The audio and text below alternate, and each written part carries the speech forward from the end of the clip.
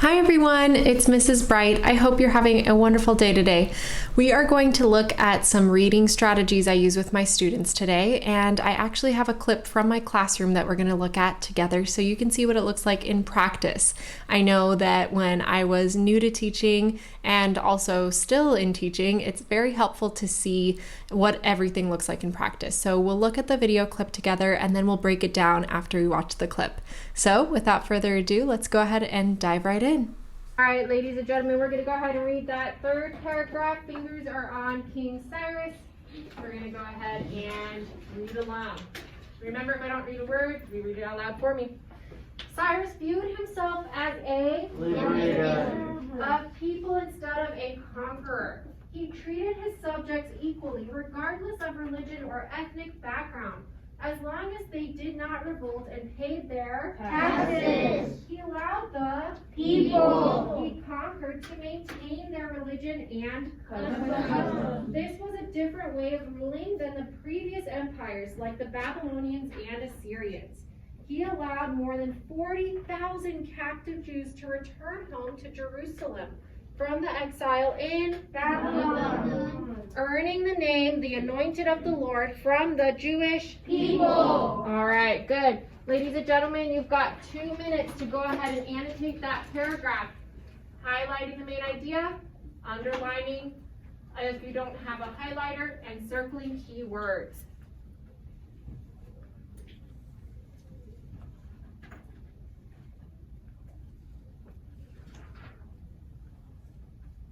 Remembering that when we look for the main idea, it's not the little details, it's the most important thing.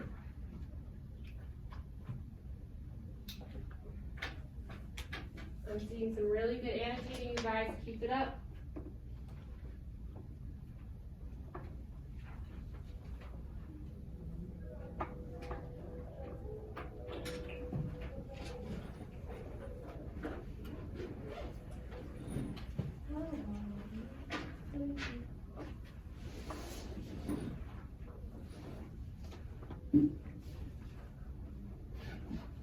You've got 1 minute left, using your time wisely to really understand what we just read, rereading it and annotating it.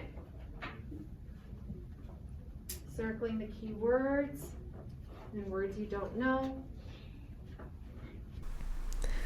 Okay, so welcome back. Let's go ahead and dive into what happened in that video.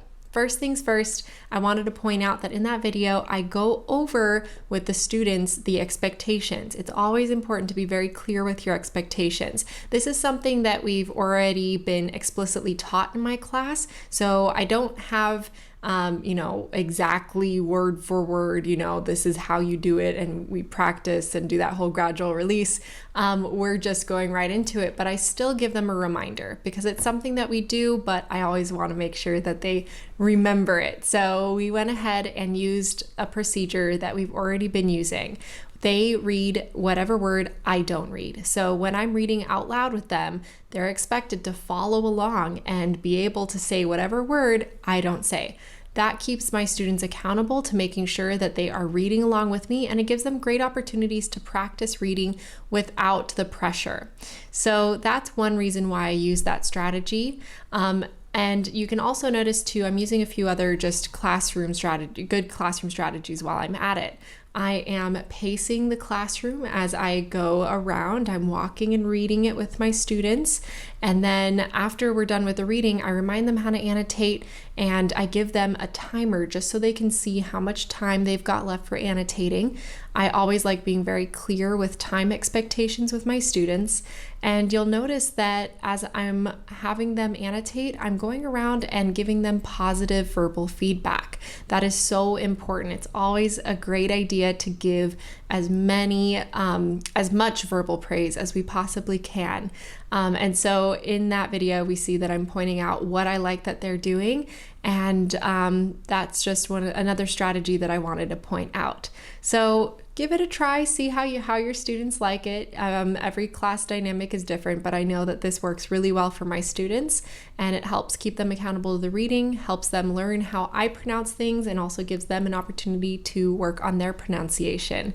It's modeling good reading strategies while keeping them engaged. So let me know in the comments how it worked for you, and don't forget to check out some other engagement strategies that I have. I have some other videos on what I do for my presentations and things like that. So please like and subscribe, and I look forward to seeing you in the next video. Bye everyone.